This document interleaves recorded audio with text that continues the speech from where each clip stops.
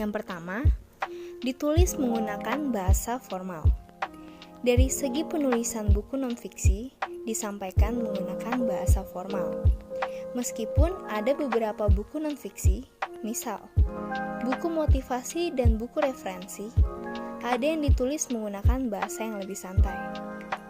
Yang kedua, menggunakan metode penulisan denotatif. Buku non-fiksi menggunakan bahasa denotatif, agar bahasa yang digunakan dapat dipahami dengan mudah oleh pembaca.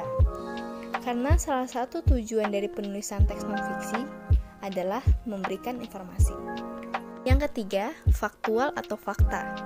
Sifat dari isi pesan bersifat fakta dan faktual. Fakta sesuai dengan data yang diperoleh. Isi buku yang disampaikan bersifat faktual, sehingga pembaca langsung memperoleh manfaat dari informasi yang disampaikan. Yang keempat, berbentuk tulisan ilmiah populer. Penulisan ilmiah ini biasanya menggunakan beberapa referensi. Sumber referensi yang digunakan bukan berarti langsung diambil, ditulis ulang begitu saja, tetapi cukup dipahami dan disampaikan ulang menggunakan bahasa sendiri. Yang kelima, menyajikan temuan baru atau penyempurnaan temuan yang sudah ada. Penulisan teks non-fiksi ditulis oleh sang penulis dengan tujuan untuk menyempurnakan ide dari penulis atau ulasan naskah yang terlebih dahulu, untuk melengkapi informasi yang telah ada sebelumnya dengan fakta-fakta terbaru. Unsur-unsur dalam teks non-fiksi. Yang pertama, cover buku, yang di dalamnya memuat judul buku, penulis, dan nama penerbit. Yang kedua, kata pengantar, berisi penjelasan tentang isi buku secara keseluruhan, latar belakang dan tujuan penulisan, serta manfaat isi dari buku. Yang ketiga, daftar isi, menjelaskan judul-judul bab dan subbabnya yang disusun secara berurutan beserta halamannya. Yang keempat, isi buku, terdiri atas beberapa bab yang di dalamnya memuat pendahuluan, paparan utama, dan penutup.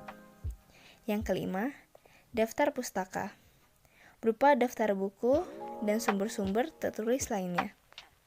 Yang keenam, glosarium, berupa daftar istilah penting yang digunakan sebagai sumber penulisan buku. Yang ketujuh, indeks, berupa daftar kata atau istilah penting yang digunakan dalam buku beserta halaman penggunaannya. Unsur-unsur dalam teks non-fiksi. Ada unsur-unsur intrinsik. Yang pertama, ide atau tema.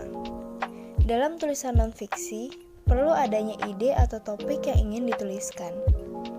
Ide yang di dalamnya ada pokok permasalahan ini sangat berpengaruh pada isi tulisan secara umum. Yang kedua, ada data.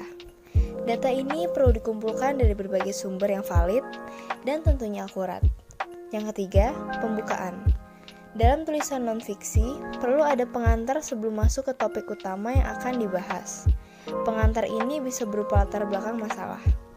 Yang keempat, analisa sistematis. Data-data yang sudah dikumpulkan bisa kamu kurasi dan analisa. Penulis perlu menyusunnya secara sistematis agar menjadi tulisan yang menarik. Yang kelima, kesimpulan. Isinya bisa berupa penegasan teori, bisa juga solusi dari masalah atau inti yang disampaikan, dan juga bisa berupa hal-hal seperti motivasi. Unsur-unsur ekstrinsik. Yang pertama, ada bahasa. Bahasa yang digunakan dalam sebuah karya sastra dipengaruhi oleh bahasa pengarang. Yang kedua, latar belakang pengarang. Latar belakang pengarang membentuk ide dan tema isi dalam karya yang dihasilkan, terdiri atas biografi pengarang, kondisi psikologis, latar belakang pendidikan, daerah asal, dan paham sastra yang dianut oleh penulis. Yang ketiga, nilai-nilai yang terkandung dalam karya sastra. Sebuah karya mengandung nilai-nilai kehidupan, dalam ceritanya antara lain nilai moral, nilai religius, nilai sosial, nilai budaya, dan nilai politik. Jenis-jenis teks non-fiksi.